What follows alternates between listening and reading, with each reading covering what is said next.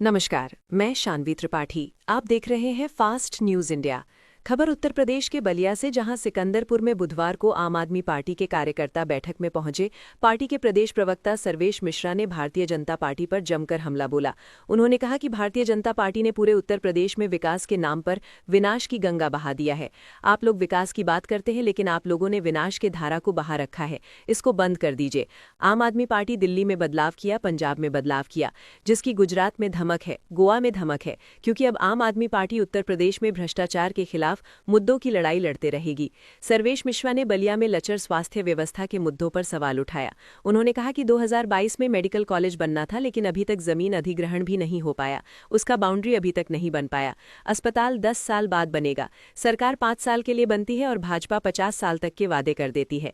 वहीं जिला प्रभारी शाह आलम ने भारतीय जनता पार्टी पर तंज कसते हुए कहा कि भारतीय जनता पार्टी का काम ही ऐसा है कि जो उनके झांसे में नहीं आता है तो सत्ता का दुरुपयोग करके उसको किसी न किसी तरीके से बदनाम करके हटाने का काम किया है, जबकि सच्चाई एक दिन सामने आ ही जाती है, जिसका जीता जागता सबूत दिल्ली में अरविंद केजरीवाल जी हैं, जिनको शराब मामले में गलत तरीके से फंसाया गया था, लेकिन सच सामने आ गया।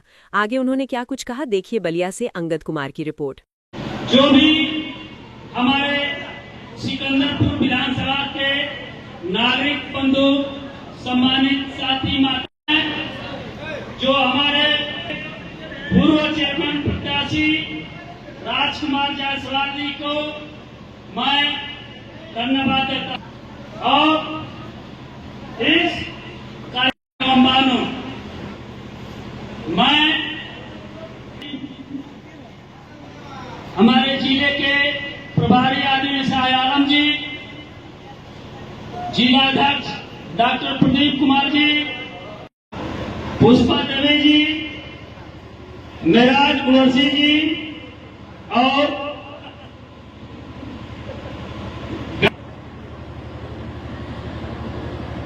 मंच पे आम आदमी पार्टी प्रवक्ता सर्वेश मिश्रा। मुझे बेहद खुशी है कि राजकुमार जायसवाल जी की अध्यक्षता में आज सिकंदरपुर विधानसभा की ये बैठक है, जिसमें माननीय बलिया के हमारे प्रभारी महोदय शाह आलम जी और जिलाध्यक्ष जी।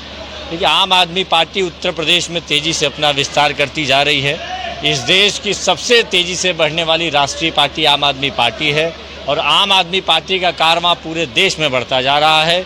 आने वाले पंचायत के चुनाव में आम आदमी पार्टी बहुत मजबूती से उतरेगी, जिसकी तैयारियों में आम आदमी पार्टी लगी हुई है।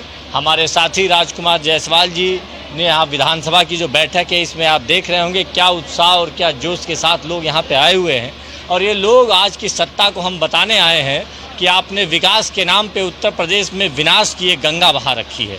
आप लोग विकास की गंगा की बात करते हैं, आपने विनाश की धाराओं को बहा रखा है। आप इसको बंद कर दीजिए। आम आदमी पार्टी जिसने दिल्ली में बदलाव किया, जिसने पंजाब में बदलाव किया, जिसकी गुजरात में धमक है, जिसकी गोवा में धमक है, वो उत्तर प्रदेश के इस बलिया की धरती पर, सिकंदरपुर की धरती पर यहाँ पे सैकड़ों लोग आए हुए हैं और ये बताने के लिए आए हैं कि अब आम आदमी पार्टी भ्रष्टाचार के खिलाफ मुद्दों के हक में लड़ती है। आधिकारिक रूप से इस बात की पुष्टि करता हूँ, उनका कोई भी इस तरीके का बयान नहीं है कि वो जा रहे हैं।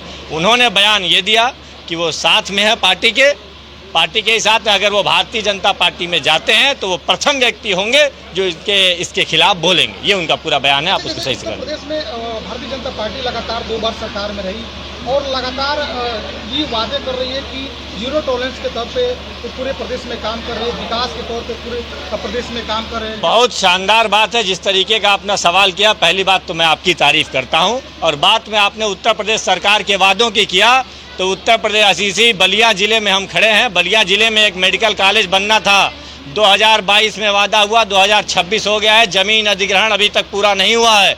अभी भी अस्पताल की बाउंड्री नहीं बनी है। अस्पताल बनेगा 10 साल बाद। सरकारें 5 साल के लिए चुनती हैं और भाजपा वादा 50 साल के लिए करती है। तो ये भारतीय जनता पार्टी उत्तर प्रदेश के लोगों को और खासकर मेरे अपने ज़िले बलिया के और पूर्वांचल के लोगों को मूर्ख बनाना बंद कर दे। इनके विकास की हकीकत ये है कि यहाँ के लोगों को अगर एक MRI कराना होगा और हार्ट का एंजियोग्राफी कराना होगा तो आप एम्बुलेंस में लेकर शरीर तब तक दौड़ाएंगे जब तक शरीर मुर्दा नहीं हो जाएगी। तो विकास के झूठे वादों को सरकार बोलना बंद कर दे और जनता जब जागती है तो ये JP की धरती है, आप जानेंगे, ये बलिया की धरती है, ये बागी बलिया की धरती है। इसने क्रांति के इतिहास लिखे हैं। आज के जो नेता हैं वे सोच लें कि जब ये अंग्रेजों को सबसे पहले भगा दिए तो आपको भगाने में भी ये धरती देर नहीं करेगी। जो 1947 में जो हमको आज़ादी मिलनी थी हमने 1942 में ले ली। तो ये बागी बलिया की धरती है और ये लोकतंत्र है इस देश का। लोकतंत्र में कोई मोदी और योगी तंत्र नहीं है। तो लोकतंत्र में कोई हमेशा के लिए चुन के नहीं आता है और ये जनता है। और इनको याद रखना चाहिए कि अभी भी अल्पमत की सरकार चला रहे हैं। 400 सीटों का वादा करते थे, 240 सीट पे हैं। कब सीट दरक जाए और कब कुछ कुर्सी खिसक जाए इसका कोई भरोसा नहीं है।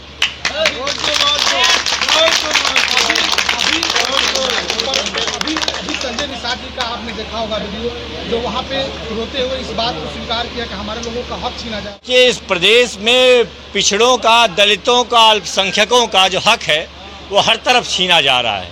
5000 से ज़्यादा स्कूल बंद कर दिए गए। किसका हक छीना? गरीब बच्चों का हक छीना। इन सरकारी स्कूलों में किसके बच्चे पढ़ते हैं? दलितों के, पिछड़ों के बच्चे पढ़ते हैं। संजय निषाद जी की आवाज़ में एक दर्द है और वो दर्द है कि जो गरीब जनता है उसका हक छीना जा रहा है, उसका स्कूल छीना जा रहा है, उसका अस्पताल छीना जा रहा है। और जो पूरे के पूरे लोग हैं, और आज आप इस बलिया की धरती पे हैं। पहले अंग्रेज़ राज करते थे, अब गुजराती ठेके ले रहे हैं बलिया की धरती पे। तो आप समझ जाइएगा बलिया के लोगों में, आप इसी पूर्वांचल की धरती पे हैं, पूर्वांचल के लोग काम नहीं कर पा रहे हैं। तो पूंजीपतियों का बोलबाला हो रहा है और गरीबों का पूरा झोली खाला हो रहा है। तो इससे बचना पड़ेगा। निषाद जी की बात में सत्यता है, गरीबों का हक सरकार छीन रही है। देखिए, भारतीय जनता पार्टी का काम ही इस तरह का है कि जो लोग उनके झांसे में नहीं आएंगे उनको वो किसी न किसी तरीके से, गलत तरीके से, क्योंकि सत्ता में है वो, सारी एजेंसियां उनके हाथ में हैं, उसका दुरुपयोग करके, बदनाम करके उनको हटाने का काम ये भारतीय जनता पार्टी ने हमेशा किया है। और भाई सच तो एक ना एक दिन सामने आ ही जाता है। झूठ का बोलबाला कितने दिन रहेगा? तो फिर उनको मुंह की खानी पड़ती है। और पूरी तरीके से बेनकाब हुई भारतीय जनता पार्टी, जो प्रोपगंडा करके शराब घोटाले का जो चोला समझ लीजिए वो उन्होंने प्रसारित करके हमारी पार्टी को बदनाम करने की कोशिश किया। उसमें कोर्ट ने बाइज्जत सभी हमारी पार्टी के सारे आदरणीय नेताओं को जो है बाइज्जत बरी किया और भारतीय जनता पार्टी को मुंह की खानी पड़ी। पूरी तरीके से बेनकाब हो गई भारतीय जनता पार्टी इसमें। और वही काम जिसमें आपने बदनाम किया था, वही काम आप वहाँ पे फिर कर रहे हैं। जिस चीज़ को लेके आपने बदनाम, आप देखिए ना, होली में सारी शराब की दुकानें खोली गई। होली में शराब की दुकानें बंद रहती हैं ना, लेकिन होली में क्यों शराब की दुकानें खोली गई? तो आप वही काम करते हैं जो नहीं करना है और दूसरे को बदनाम करेंगे।